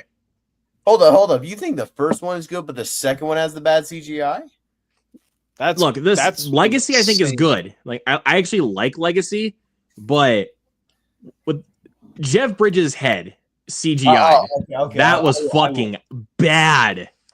Okay, outside of that though. Outside of that, the rest of the movie is just visually. It's on a visual. Like the rest of the movie visually is great, but I don't know. Jeff I don't know Bridges that CGI and also the story needed improvement. Okay, I can understand the story really needed improvement. Like I think that's honestly the biggest issue with both movies is the story. They don't really have much going on in the story department. No, they really don't. But like, my God, dude, specifically Legacy. As a Legacy sequel, you got Joseph Kosinski, who at this point I would consider the master of Legacy sequels.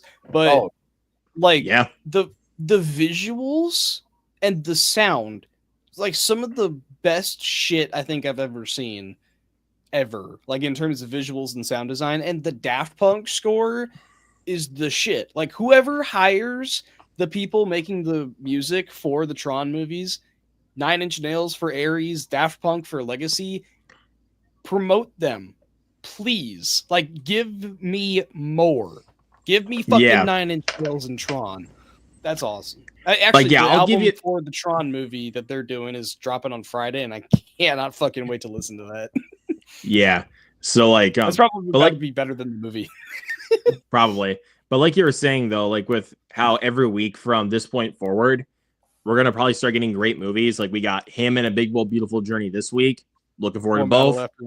One battle after another. Fuck yeah, dude! I'm so excited for that. Mm-hmm. Good Boy the next week. Good Boy, Smashing Machine. Yeah, Smashing Machine as well. And the 10th is what's on the 10th? That's Tron. Yeah, Tron on the 10th. Roofman. Yep, and then the 17th, that's Black Phone, right? That is Black Phone. Shelby and Good Oaks Fortune is the next week. Oh yeah. And then Shelby Oaks is the next week, along with Begonia the week after that. I'm really excited for Begonia. Yeah. And then November, like you said, is stacked, Luke. We got what was there? There was the first week is Predator Badlands. And then the next week and Keeper. I was about to say Keeper. Yeah. Dude, I saw that trailer in front of Caught Stealing. That trailer, I was like, I'm sold. Like you sold me enough that it was Osgood Perkins, but just by that concept and how it looks to be played out, I'm like, give it to me. Like, give it to me. I need it. Let's see. I'm gonna read some of Dell's comments.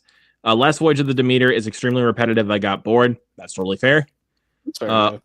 OG Running Man is definitely cheesy, but it's a blast. I agree it's a blast, but at times is a bit too cheesy. You also have to remember that when OG Running Man came out, reality TV didn't exist, so it and the book predicted a good deal correctly. That is true.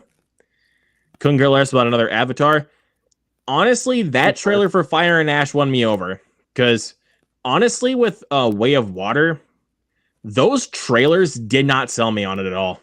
I think it looks like it's going to be miles better than either one of them, but I don't think it's going to. I know right up in front, like it's not going to reshape my view of humanity or anything. The Avatar movies just don't do that. I get that, but I just really think that those films really need improvement in the story department. Oh yeah, I mean, like my one of my friends kind of said this best of like at least 45 minutes in the Way of Water is just you looking at scenery and going ooh ah. Yeah, it has zero reason to be like 3.5 hours. Yeah, we'll see what happens. OG Tron is overrated and weird, but I still enjoy it. Legacy is better with pretty good CGI, except de-aging Lebowski. That's what I was meaning with the CGI, is how they de-age Jeff Bridges. That de-aging is possibly the worst I've ever seen. Like it looks distracting. It pulls me out every single time I see it. Yeah, 100%. It's better than the Flash's CGI, but most CGI like is honestly better than the Flash's CGI. The Flash's CGI, especially like the stuff with the babies, that's horrible. Mm-hmm. What the fuck was that? Even looking at it on the big, even like watching it on the big screen, I'm like, Andy Muschietti needs to hire a way better VFX artist, because if he's approving the VFX for these kinds of movies, you need to fire that guy. Was he directing? Did he direct Welcome to Derry? I don't know if he did or not. Oh, I really hope he didn't.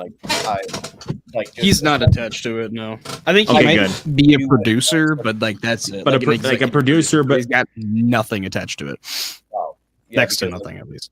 I enjoy the 2017 it a lot, but like the biggest issue is the CGI looks terrible. In both movies, the CGI is bad. Oh, the first movie is bad. The second movie, it's atrocious. Especially the whole spider. The spider looks probably worse than it did the 1990 version. Yep, like the clay spider in the 1990 version you're talking about. At least they had the excuse of it was the 90s. They had nothing to do, and then like. But like now, technology is so advanced. Yeah, Chapter 2 had like an $80 million budget, so like when you get that's kind of inexcusable at this point. Plus, like you can take creative liberties to be like, okay, clearly that was not King's best idea. You don't have to adapt it completely. Yeah. Also, Jason Entertainment is in the chat. My dude says, "What's up, Dope Squad?" Well, what's up, Jason? Always good to see you. What's up, man? Who should voice Rosalina? Oh, I know what he's meaning for the new Super Mario Galaxy movie coming up. That is a good question. I don't know. Let's see. I'm convinced the CGI for the Flash was all done on a Commodore 64. It looks like it. It looks like it. It looks like it honestly kind of looks like it was pulled out of a Nintendo 64 game. I was so angry. Just like that. Even though I love the Nintendo 64, like I'm that kind of nostalgic person for those kinds of video games. But I will say some of the graphics don't age well. Like I will say that for sure. Some of those graphics do not age well at all. Like it looked like the CGI in the Flash looked like they pulled out graphics from Superman 64. It looks that bad. Like, have you seen gameplay of Superman 64? A little bit, yeah. And that game is so broken and not finished. I know, and yeah, I mean, at least it was back then. Like they had the excuse. This is a $300 million movie. Why does it look so poor? Yeah, Yeah, it's a great example of a movie that looks so expensive yet also looks so cheap. mhm. Oh, But who man. should voice Rosalina though is the question. That is a good one. That is a good question.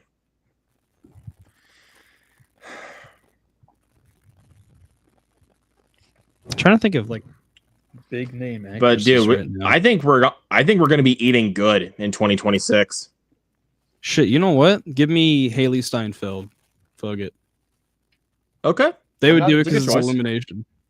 I'm not against that. it's a Mhm. good choice. But like I said, we're gonna be eating good like the first half of 2026. Oh man. Oh, yeah. And it's not- Like we got 28 years later, the Bone Temple, we got Mario Galaxy, and we got Mortal Kombat 2. Oh yeah. We're Then we eating got- good. we got then in summer alone, we're gonna have one of the most legendary summers for box offices like ever. Like no The Odyssey. Brand New Day alone. Brand New Day and the Odyssey alone like come out like a week before each other, don't they? I think so. Maybe the same day. Oh man, no, oh, and it's not the same day, but they're like right next to each other. Like it is so crazy. Just Tom Holland and Bernthal are gonna have a great year. Mm-hmm.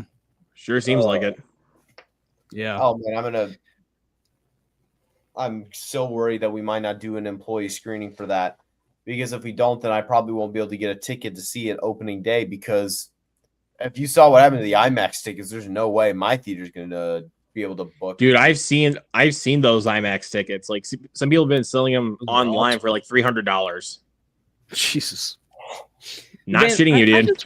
I just wish when I worked at my theater that they did like employee screenings, because we would do like Oh God.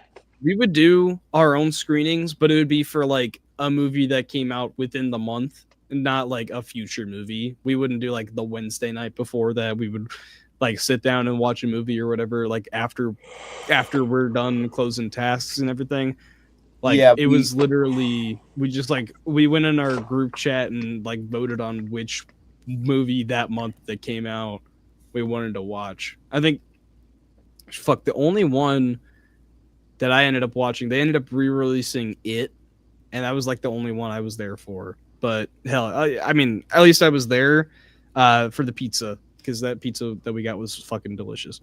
We do them for new releases pretty much, but we do them like right before the movie comes out. So we get the movies on Thursday, so we'll usually watch them Wednesday night. So Right. I've pretty much only I went to the Sonic one, and I went to the last couple MCU films, to where like Deadpool and Wolverine. Dude, the hype going into that employee screening was unreal. Like, because I was just That would like, be like an event just for the employees. My God. I know we all had a blast. Like we all loved Mhm. it. And then like Brave New World, we just had excitement for, because it's an MCU film. Then Thunderbolts, we were just kind of skeptical because of Brave New World, and then walked out and we're like, that was actually pretty damn good. And then Yeah. Fantastic Four, because of Doom, everyone was like, it was Deadpool and Wolverine level hype, because like, is Doom going to be in this? Like, this is, man, like, Yeah, and they barely fucking show them, but you will never be able to explain the hype to someone to like a kid that'll be born a couple years later. You can't explain the hype of an MCU film, because I mean, shit, like you couldn't even explain a kid like born not even 10 years, well, probably 10 years ago now, like the hype behind Spider-Man No Way Home, like getting Tobey Maguire and Andrew Garfield in that. You would not be able to explain that to them. They went to go see that. It's like, why is everyone cheering? Because they haven't been Spider-Man for over 10 years, motherfucker. Yep. Oh, that was a gift. Oh, but that was a really creative kill. Oh, yeah. Yeah. Getting him with the deer antler. Hell yeah. I really wish more horror films would take inspiration. Oh, Filminator's pick is Florence Pugh. That's a good pick. Who is Yoshi though? Because I feel like you'd either have them just replicating the sound effect, or they'd actually have him talking, which would be awesome if they did. I don't think he should be talking. No, because I think it'd be hilarious. I'm just saying, if they get Yoshi to talk, I'm just like, you guys messed up. That's gonna look stupid. Like you can't. That you get Chris Like, Rock if- to voice Yoshi. Oh my god! Like just keep the regular voice actor for Yoshi. I actually need that now. You said this. I'm getting out a petition to hire this man. I need it. I don't know. I We just get the first reveal of Yoshi. He's just like sitting there. And he's the Afro Circus. Yeah. Oh, that's awesome. no Madagascar. Like imagine Alex the Lion pops in and he's like, really? Yeah. Speaking of which, though, the Madagascar movies, those are underrated. Yeah, I enjoy the first two Three? immensely. yeah. And Three, Penguins I Madagascar. have nostalgia for. I really have enjoy nostalgia three. for. It's not very good, but it's absolute cinema. Everybody do it. I get why people don't like it, but my god, it's fun. Yeah. I haven't seen any of them in years, though. I need to give them a refresher. I saw I saw 2 and 3 in the theater. I'm pretty sure. Well, did I see 2? Definitely saw 3. I remember that. I don't remember. But yeah, I genuinely I don't know how many times I've seen the opening scene where they go to Monte Carlo. That shit is actually awesome. the fucking animal control bitch just like running through the fucking walls. I remember that She shit. is so funny, though. Oh And my god. And half the time, it doesn't even feel like it's intentional. Like, there's some intentional comedy, but half the time, what makes it funny is that like that's not even what they're going for. Yeah, what the fuck even was their name? I don't even remember. I remember I was watching that one time with my friend, and then we just kept making jokes about this fucking movie. And at one point, like he and I used to like go on Google Slides all the time and just make like random ass stories. And I want to say there was like 3 of them where one like somehow in the story the bitch from Madagascar 3 ended up showing up in one of these fucking stories. Oh my god. I'll have to find this shit because I'm pretty sure it's somewhere in my like school Google Drive. But my god. That's pretty funny. Shit's actually I think I've gone back to read them a couple times. They're actually like they're immensely stupid, but my god, they're peak. We ended the series there was like a series of them that we did, and we had like 5 finales because we just didn't want to fucking stop. We were cranking out those suckers Those like that. the King Julian subplot in the third film is so ridiculous, but so funny. Just The fucking bear. He's in love with the bear who doesn't even know who he fucking is. And doesn't the bear eat him at one point? Tries to, yeah. Oh yeah, that. He thinks of it as a fucking kiss. Wow. King My Julian God. is so hilarious. Mort. Yes, King Julian. That's I remember actually like that. I remember the plane crash scene in the second one. Oh, You're like, that's so good. It's more fun when you raise your arms like this. Man, I remember. And then he just gets watching- sucked out the window. Yeah, I remember on Netflix when I was younger, they came out with a King Julian show, and that was Yeah, they actually, did. like, They did. I that was watched fun that when I was a kid. shit. Yeah, They that was actually fun shit. The Penguins of Madagascar show was also peak. Also, speaking of which, though, the Penguins of Madagascar movie, that's a good one too. Yeah, that's actually pretty good. Have you seen the joke where the octopus? There's an entire sequence in which he's saying the name of his minions, and they're all like names of celebrities. I think I've yeah. seen that, Yeah, That is actually very cleverly written. yeah. But We don't really get clever jokes like that in animated movies nowadays. no. Mhm. But I mean, Julian shit. exists in those movies purely as gaslight. Just he is great for everyone. But King Julian is the ultimate rage baiter.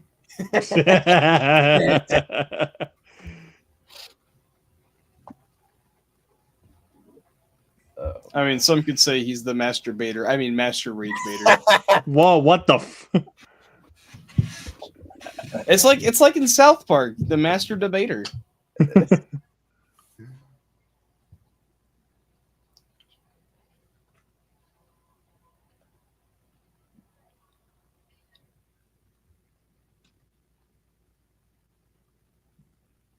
It looks like what's his face? Edie Gathegi, I think is that right?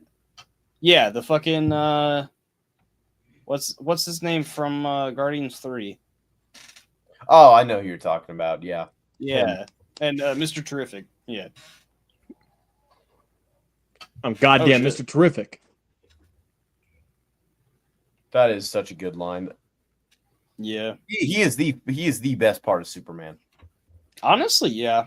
Him I love Mr. and Terrific. him and Guy Gardner. I love those. Oh two. yeah, I love the line from Lois when Yeah. she's like, that haircut should be illegal. My No, what? that- My what should that- be what? that haircut should be against your vows. Oh. I love the My I what? love the whole My what should garage- be what? when the garage just opens up so slowly and she's like, you had all the time to do this, but you couldn't get a faster garage. Yeah. That shit was Also, I love how he turns that whole bit where he like falls into the thing on crypto. He turns that moment from like the ultimate like aura loss to like ultimate aura farm. Like it is so good. Yeah. the fucking oh my god, the balls. God damn it, dog! Damn pocket universe. Yeah. Every line out of him is pure gold. Yeah. And then Guy Gardner, just like the whole Bullshit. bit where he's like, "Sorry, pal, Superman couldn't come to be here, so you got an upgrade." Yeah. Well, he uses love the ring to like create middle fingers that are just Yeah, just going like, Yeah. tanks. That Also, was the so guitar good. riff in that scene. Oh my god! Like love it. they cooked with that fucking music, man. Oh man, I mean, it's not like super original, but oh my god. Hawkgirl probably had the biggest laugh though in the entire movie. The the scene in which like she is that when the governor of Baravia is like, "Oh, you want to kill me? I'm you're too heroic," and then she's like, "Oh, I'm not Superman." That joke Yeah. is easily the funniest in the entire film. She's also hilarious in the Peacemaker episode that I've seen. She was in it for a little bit of it. I need to get to that. I hear she actually was very funny. Yeah. I just think it's funny when you get freaking R-rated Isabella Merced. I love that we just get R-rated versions of characters that are established in like PG-13 films, to where like Yeah, they're allowed to like just start doing things that we would never see them do otherwise. exactly. Like even the Suicide Squad, you get Harley Quinn and she's dropping the F-bomb like every fucking 5 minutes. And it's just like, holy shit, okay. Yeah, especially compared to how she was in 2016. She's so much more chaotic in the 2021 version. She's allowed. Yeah, to I do all mean, that whole Suicide Squad is like way more chaotic than the 2016 movie. Oh, I Yeah, love exactly. I love King Shark. That I'm a little biased. Stallone is my favorite actor. Like Yes, yeah, that is your hand in Naue. Very good. Oh man. Yeah, Stallone's Also- the goat. Stallone's the goat. The Um, DCU. Oh, I was trying to think. You want to know who, honestly, my favorite character out of that entire movie might be? Polka Dot Man. Look at that man. Polka Dot Man. Polka Dot Man. He I'm a actually does fucking a good job. superhero. I don't think they could have gotten anyone better to play Polka Dot Man than David Desmalchian. Yeah, that He's man. been- Another one of my favorite characters out of the movie, easily Peacemaker. I love him, but he was such a piece of shit in that movie. I think the Peacemaker show actually makes The him a better Peacemaker character. shows the reason why I like him because he is such, like you Yeah. said, he's awful in that shit, and he's Yeah, awful in he's that a movie. piece of shit. If he was not played by John Cena, I would have hated his guts. John Cena like kind of brought Like John Cena makes Peacemaker likable, but Yeah. Yeah. even though his still- character in the film is a piece of shit. Yeah. Yeah. I'm with Dill. Polka Dot Man stole the show. And Also, But I also loved a lot of the arguments between him and Bloodsport. I was about to say those that. arguments I are want to see. I'm with a lot of people. I want to see another duo of Peacemaker and fucking Bloodsport. They're awesome. They were Yeah, like The scene where they're going through the camp and fucking he's just like jacking off. He's like, it's like nobody likes to show off unless what they're showing off is dope as fuck. yeah. All right, peak cinema, boys. Peak Yeah, cinema. come on, watch let's the do it. Suicide Squad after this. There you I'm go. in the mood now. Hell yeah. Freaking love Peacemaker though. Oh Yeah. shit. Yeah, now that you say that, Ledger, now it's making me want to rewatch the Suicide Squad. Fuck it. I don't know, man. It's so fucking good. Like, honestly, like I had to go see that in the theater. Like, I just had to. Yeah. And I'm That movie really glad I did. perform well. That movie did not perform I well in wish the theater though. DC, the only yeah. DC movies have been profitable this decade were Superman and the Batman, and even then the Superman performed less than it probably should have. Yeah, it Every just other- didn't perform overseas. Yeah. And maybe Super Pets, but every single other one lost a crap ton of money. At least the ones that are Yeah. Thunderbolts lost a lot of money. Thunderbolts. Oh, Fantastic man. Four did too. Fantastic. Why Four did Fantastic Four have to lose money? Fantastic Four actually broke even. It was not an Oh, it did. overly financial success, but it made enough. That's It just good. didn't make the billion. Okay, good. It would have. Because I was about to say, if Fantastic Four lost money, I'd be like, why? Granted, it's come after a era where pretty much now no one cares about the MCU, and every other Fantastic Four movie has been That is true. good, and the last Fantastic Four film we got was shit and was one of the biggest box office bombs of all time. So See, exactly. The Suicide Wouldn't Squad that- was in the middle of COVID and released on HBO Max the same day, so no way it was going to make money. Yeah, that's true. Yeah. Whoever It probably made its money on streams though, because I'm pretty sure that was like a big HBO like top streamer for a while. Whichever Warner Bros. Executive suggested that whole release in theaters and on streaming the same day needs to be fired. That was a terrible Yeah. move. If they lost, I think the only movies that were even somewhat profitable from that were Dune and Godzilla versus Kong, and even then, Godzilla versus Kong is the lowest grossing movie in the MonsterVerse. So, Yeah. Well, even Cool. then, even Blumhouse with the last two Halloween movies and Five Nights at Freddy's, whoever decided to fucking do that. And Firestarter, for that matter.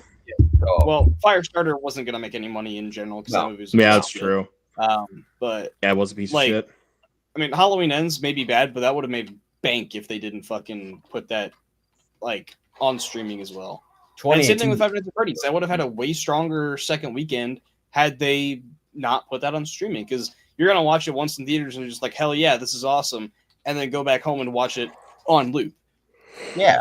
I mean, my theater was literally sold out when I went and saw Five Nights at Freddy's. Yeah, but like, why would you go see it in theaters again when you can just watch it at home? Like that's the basic consensus. It's just like when you can watch it at home, fuck it.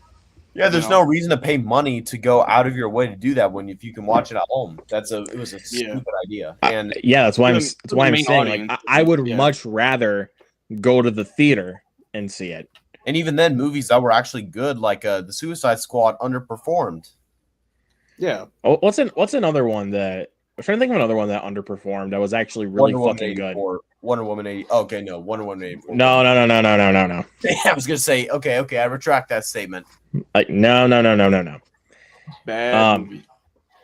Because I'm pretty Like, sure I you love- honestly really like, because like you guys said, I fucking hate it when they just drop a movie in theaters and then on streaming the exact same day. I think that's really fucking stupid. Luke, one I know Yeah. that you like that bombed and released on streaming the same day, The Matrix Resurrections. I enjoyed it. That one did terrible in at the box. Yeah, I mean, I kind of figured it did, but I mean, that was I don't know. that was the weekend of Christmas, so like that makes sense. I mean, when we had like big releases that Christmas. I mean, we had that one and I think Sing 2. But we Yeah. all knew that Sing 2 would have performed better, of course, because for one, it's a kids movie and it's also Illumination. Like they always make bank. Yeah, and they That didn't was- put it on streaming, so Exactly. Like and another thing, you also want to know why Mario Brothers made $1 billion? It was only in theaters. It was Yeah. not dumped on streaming the same day. Same thing with Mhm. Minecraft. Minecraft made bank off of it. Exactly. Warner Bros has had a great year. They've had they've been making Yeah. so much. I'm Minecraft, pretty sure every Weapons, single one of their Sinners, movies Conjuring, Final they- they Destination. made every. Conjuring I made think so they've, much. they've had. Yeah, Conjuring. Yeah, they've had a movie for every single month this year, like on average. I don't think they released one in February, but like on average, you have one for every month, and they all made money back. And like And then- I was and actually about to say that not really for March because Mickey 17 bombed. oh yeah, Oh, that yeah. is true. That is makes true. me, dude. That movie did not deserve to bomb. No, not at all. I wasn't overly fond of it, but I didn't hate it either. So I definitely didn't think it should have lost as much money as it did. It really did not deserve to because I don't think anyone. like deserves- I'm anyone gonna be deserves honest, like that was money honestly to my look like favorite movie shit. that month. Yeah, Like even Like, though I love think about Novocaine, but there was I really did not think there was any better movie that month than Mickey 17. Who put yeah, out Novocaine? really thinking That's about it. Paramount. Oh, Yeah. Paramount. That was Really that thinking was about so it. much fun. Honestly, Mickey 17 is probably my favorite too from that month. Yeah, I mean, I think it just has that rewatchability, in my opinion. And there's a lot.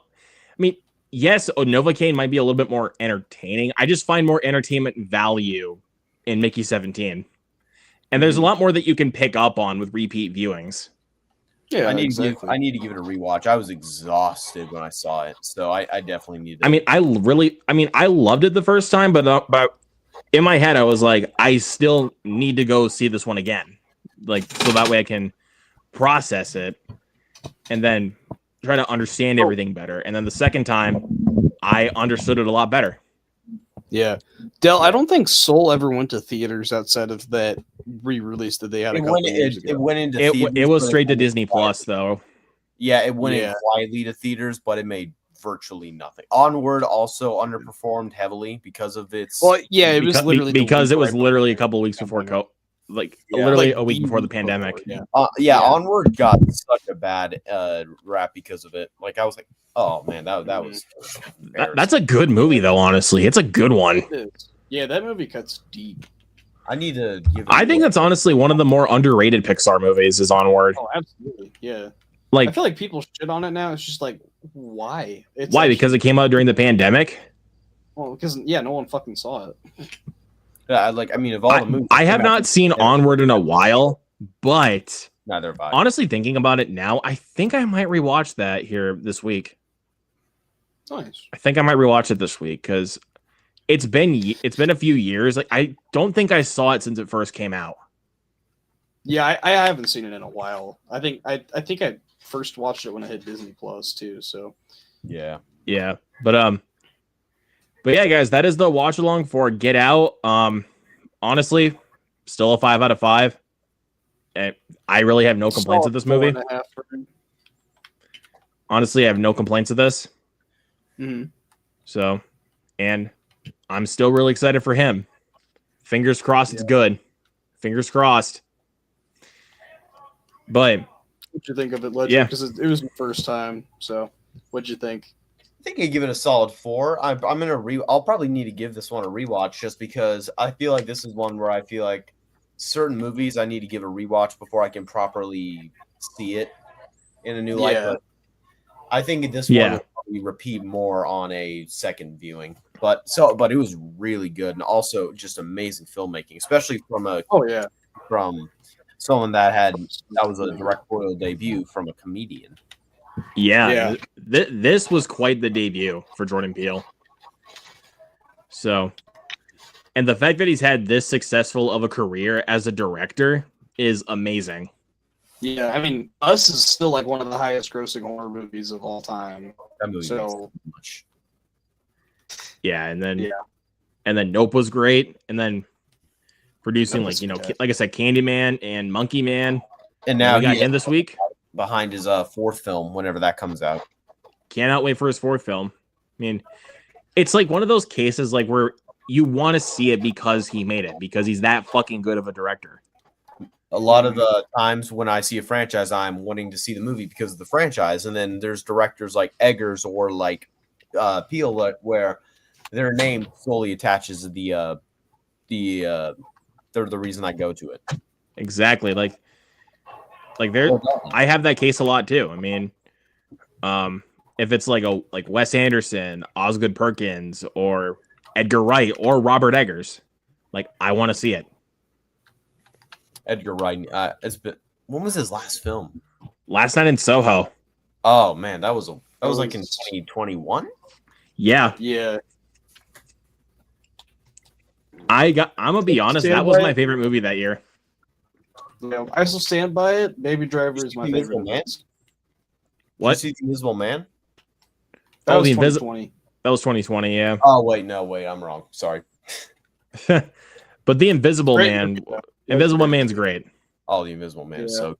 The original's I think also. honestly, I'm gonna be honest. I think my favorite movie from 2020 was King of Staten Island. Mine was Promising Young Woman.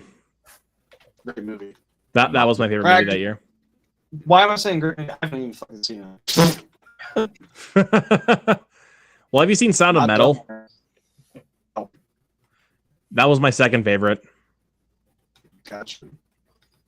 But yeah, guys, I we'll love go ahead and food. call the stream here. So thank you everybody so much for watching that came into the chat. Thank you, Ledger, for joining us, and also Mike, of course.